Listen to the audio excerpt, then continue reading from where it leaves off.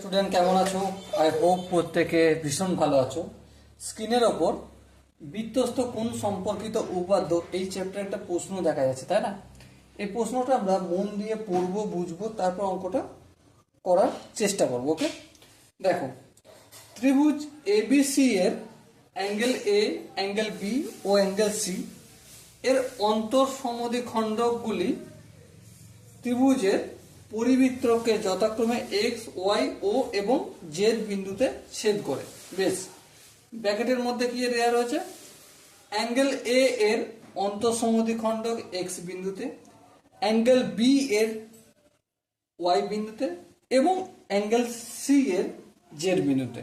বেশ, কোথায় কোথায় ছেদ করে সেটা বলে দিয়েছে। বেশ, এক্স ওয়াই জেড যোগ করলে ত্রিভুজ এক্স ওয়াই জেড তৈরি হলো।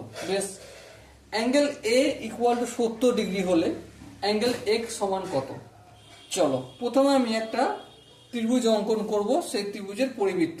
তাহলে চলো প্রথমে আমরা এই বৃত্তই অঙ্কন করে নিই একটা বড় দেখে। এই আমাদের একটা বড় দেখে বৃত্ত অঙ্কন করার চেষ্টা করা হলো, মোটামুটি বৃত্ত ধরে নাও। ওকে, এর ত্রিভুজ এই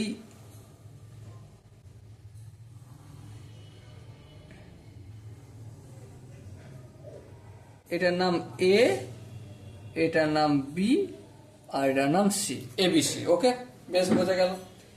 এবার এ বিন্দুর সমদ্বিখণ্ডক এক্স বিন্দুতে ছেদ করছে।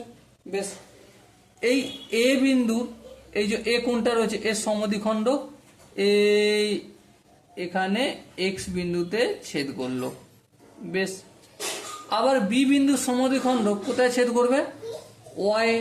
চলো নিয়ে যাও নিয়ে যাও নিয়ে যাও, আয় এই ওয়াই এ ছেদ করলো। বেশ, আবার সি বিন্দুর সমদ্বিখণ্ডক কোথায় ছেদ করবে? আরে যা যা যা, এই এখান দিয়ে যাবে, জেড বিন্দুতে ছেদ করলো।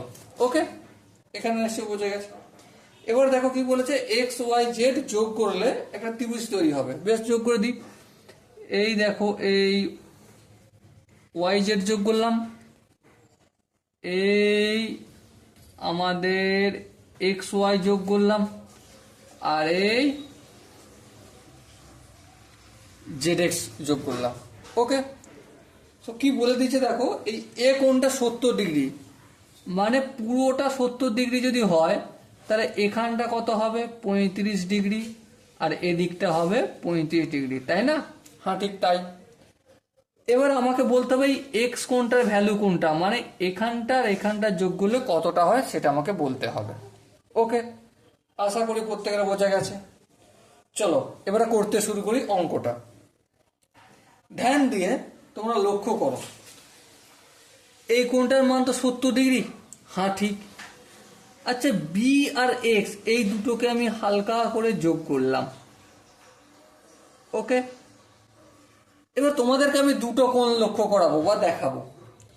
একটা হচ্ছে এই কোণটা, ঠিক চিহ্ন মারলাম, হ্যাঁ।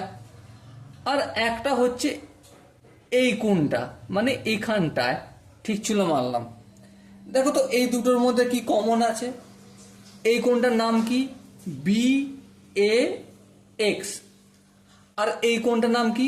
B Y X. Okay, common কি আছে? দুটো কোণেরই প্রান্তবিন্দু বি আর এক্স। হ্যাঁ, ঠিক। আবার দুটো কোণই পরিধস্থ কোণ। হ্যাঁ, ঠিক, দুটো কোণই পরিধস্থ কোণ। আবার আর কি মিল আছে? আবার দুটো কোণই এই যে বি আর এক্স যা এই দুটোর একই পার্শ্বে অবস্থিত। হ্যাঁ, ঠিক, দুটো কোণই পরিধস্থ কোণ। প্রথম কথা, দুটো কোণই বি এক্স জায়ের একই পার্শ্বে অবস্থিত রয়েছে। দ্বিতীয় কথা, আর 3 নম্বর কি? 3 নম্বর হচ্ছে প্রান্তবিন্দু দুজনেরই বি এক্স, তার মানে এই দুটো কোণ ইকুয়াল। হ্যাঁ, তাহলে এই কোণটা যদি 35 ডিগ্রি হয় তাহলে এই কোণটাও কত ডিগ্রি হবে? অবভিয়াসলি 35 ডিগ্রি হবে। ওকে, আচ্ছা, কারো যদি বুঝতে না পারা যায়, এই যে জ্যাকের একই পাশে অবস্থিত পরিদিষ্ট কোণ আর প্রান্তবিন্দু বি এক্স দুজনেরই হলে দুটো কোণ ইকুয়াল হলো, কারো যদি বুঝতে অসুবিধা হয় তাকে বলবো বৃত্তস্থ কোণ সম্পর্কিত উপপাদ্যের যে ইন্ট্রোডাকশন ভিডিওটা আমি বানিয়েছি সেটা একবার ভালো করে দেখে নিলেই হয়ে যাবে। ওকে, চলো নেক্সট আগে যাই।